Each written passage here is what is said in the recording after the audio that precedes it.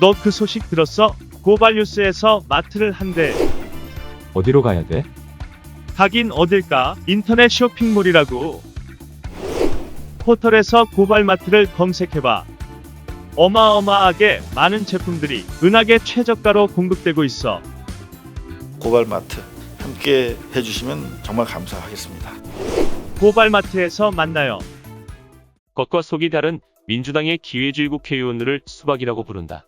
국민의힘에 있어야 할 선수들이 민주당에서 호시탐탐 기회를 노리다가 지지자들 힘 빠지게 자꾸 우회전을 하는 것이다. 그런 점에서 보궐선거 이후 치러진 민주당 최고위원 선거에서 선출된 강병원 의원의 행보가 주목된다. 강병원 최고위원은 공수처 설치와 검경 수사권 조정을 큰 성과라고 평가하고, 나아가 우리 사회 큰 권력 집단 중 하나인 언론도 소유권과 편집권을 독립시키고 향후 징벌적 손해배상제 도입을 통해 오보로 인한 피해가 없도록 해야 한다고 기염을 토하고 있다. 그는 국민들의 지대한 관심에도 불구하고 국민의힘에 의해 좌절된 의료법 일부 개정안 등 민생법안 추진도 약속했다. 강병원 최고위원과 함께 개혁 전선 최전방에 선 김용민 최고위원도 개혁을 바라는 시민들에게는 관심의 대상이다. 변호사 출신인 김용민 최고위원 역시 검찰개혁 완성과 함께 언론개혁의 중요성을 강조해왔는데, 최근 그가 당 미디어특위위원장을 맡으면서 법률권 의원들을 중심으로 제기되는 언론개혁 법안들이 통과될지 비상한 관심이 모아지고 있다. 개혁성 짙은 김용민 의원이 당 최고위원 타이틀과 함께 미디어특위위원장까지 맡으면서 김승원, 김남국 의원 등에 의해 산발적으로 진행되던 개혁 입법이 힘을 받을 가능성이 커졌다는 분석이다.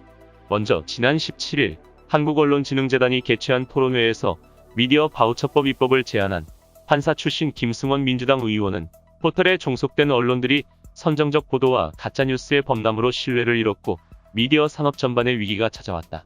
국민들도 미디어 바우처를 통해 언론 신뢰성 회복을 위해 직접 나서고자 하는 의지가 강하다며 법안 통과를 촉구하고 있다. 그런가 하면 같은 당 김남국 의원은 포털 뉴스의 기사 장난질을 막을 수 있도록 알고리즘 공개법을 발의해 주목을 받았다. 뿐만 아니라 한겨레 기자 출신 김의겸 열린민주당 의원 같은 경우 포털 개혁 차원에서 이른바 공영포털, 즉 공공뉴스 플랫폼 설립까지 주장하고 나섰다. 이들이 발의한 개혁 법안들은 대체로 검찰개혁과 달리 언론개혁의 경우 정부 여당이 주도할 여지가 크지 않다는 점에서 국민 참여를 강조하고 있다. 특히 미디어 바우처 제도 같은 경우가 대표적이다. 조사에 따르면 시민들은 미디어 바우처에 매우 긍정적인 것으로 보인다. 설문조사 결과 국민이 직접 참여하면 언론은 더 나아질 수 있다는 주장에 무려 86.9%가 동의한 것으로 나타났다. 국민이 원하는 언론을 직접 정해 후원하는 방식인 미디어 바우처 제도. 이 제도가 시행되면 후원하고 싶은 뉴스의 종류를 물어보니 허위정보 사실 검증, 즉 팩트체킹 보도가 86.8%로 1위를 나타냈다.